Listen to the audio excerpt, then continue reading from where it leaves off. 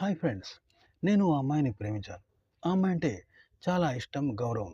తనే నా ప్రపంచం. తనే నా జీవితం అనుకున్నాను. కానీ ఓ రోజు ఏం జరిగిందో తెలుసా? ఆ అమ్మాయి మరో అబ్బాయితో నిశ్చితార్థం చేసుకుంది.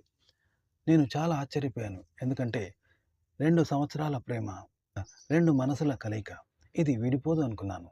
ఇది ఎన్నో జన్మల బంధం అనుకున్నాను. కానీ ఆ అమ్మాయి నా గుండెను గాయం చేసింది. మరో వాడితో పెళ్లి చేసుకోవడానికి నిశ్చితార్థం ఏర్పాటు చేసుకుంది. అయితే ఆ అమ్మాయితో నేను కలవడం అనేది కాస్త గ్యాప్ వచ్చింది. అయితే నేను ఏదో ఆ అమ్మాయి పని మీద వెళ్ళిపోయింది. ఏదో ఊరికి వెళ్ళిపోయింది, చుట్టాలింటికి వెళ్ళిపోయింది అని అనుకున్నాను. కానీ ఆ తర్వాత తెలిసింది ఆ అమ్మాయికి మరో అబ్బాయితో నిశ్చితార్థం జరిగిందని, ఆ అమ్మాయి అందుకు సుముఖంగా ఉందని, తన ఇష్టంతోనే ఆ పెళ్లిని ఒప్పుకుంది అని తెలిసి వెంటనే ఆ అమ్మాయి దగ్గరికి వెళ్ళాను. విషయాన్ని నిలదీశాను, అడిగాను. కానీ ఆ అమ్మాయి ఏం చెప్పిందో తెలుసా? "నువ్వెవరో నాకు తెలీదంది. వెళ్ళిపో" అంది. "నీకు నాకు ఎలాంటి సంబంధం లేదు. నేను చాలా సంతోషంగా, హ్యాపీగా ఉన్నాను. నాకు ఓ మంచి దొరబాబు లాంటి అబ్బాయి దొరికాడు. మంచి ఉద్యోగం దొరికింది. ఓ కోటీశ్వరుడితో నాకు పెళ్ళవుతుంది. మధ్యలో నువ్వెందుకొచ్చావు? ఈ పెళ్ళిని చెడగొట్టడానికా? శాడిస్టువు నువ్వు. నీ మనసు మంచిది కాదు. నేను మంచి పొజిషన్‌లోకి వెళ్తూ ఉంటే నువ్వు ఓర్వలేక ఈ పని చేస్తున్నావు" అంటూ నిందలు వేసింది. తిరగబడింది. "ఎక్కువగా మాట్లాడితే నీ మీద పోలీస్ కంప్లెయింట్ చేస్తాను. నీ మీద తప్పు వేస్తాను. పంచాయతీ పెట్టిస్తాను" అంటూ ఇలా నిలదీసింది. చూసారా? కొన్నిసార్లు అమ్మాయిలు ప్రేమిస్తారు. కానీ అది టైమ్ పాస్‌కు, కాలక్షేపానికే వాడుకుంటారు.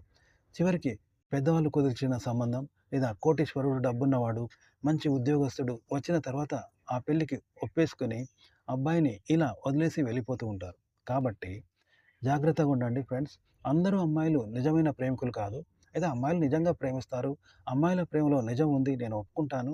కానీ కొందరు అమ్మాయిలు మాత్రం ఇలా మోసం చేసి వెళ్ళిపోతూ ఉంటారు. ఆ తర్వాత ఆ అబ్బాయి పిచ్చివాడైపోతూ ఉంటాడు. కాబట్టి మీరు ప్రేమించే ముందు, ఓ అమ్మాయికి దగ్గరయ్యే ముందు నిజంగా ఈ అమ్మాయి స్వభావం ఏంటి?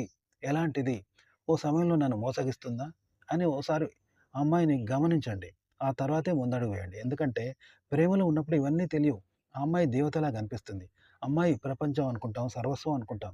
కానీ చివరికి ఆ అమ్మాయి మనకు చేయిస్తుంది. ఆ తర్వాత మనం పిచ్చివాళ్ళం అయిపోతాం. ఒంటరిగా మిగిలిపోతాం. కొన్నిసార్లు పెళ్లి, పెడాకులు లేకుండా ఆ అమ్మాయి జీవితం తనే ప్రపంచం అని ఆమె కోసం ఎదురుచూస్తూ, ఆమె జ్ఞాపకాలలో బతుకుతూ ఒంటరిగా మిగిలిపోతూ ఉంటాం. కాబట్టి ఇలా భగ్న ప్రేమికులుగా కాకూడదు అంటే ప్రేమించే ముందు ఎందుకైనా మంచిది. ఓసారి అమ్మాయి మనస్తత్వం ఏంటి? తను ఎలాంటిది? ఏ సమయంలో అయినా తను బ్రేకప్ చెప్తుందా? నన్ను విడిచి వెళ్తుందా? అని ఆ అమ్మాయిని గమనించండి. పూర్తిగా మీకు నమ్మకం కుదిరిన తర్వాతే ఆ అమ్మాయితో మీరు ప్రేమను కొనసాగించండి.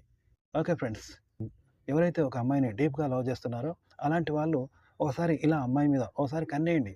తను మిమ్మల్ని వదిలి వెళ్ళిపోతుందా? ఈ సమయంలో అయినా అనేది ఒకసారి గమనించండి. ఇది మీకు చాలా ఉపయోగపడుతుంది.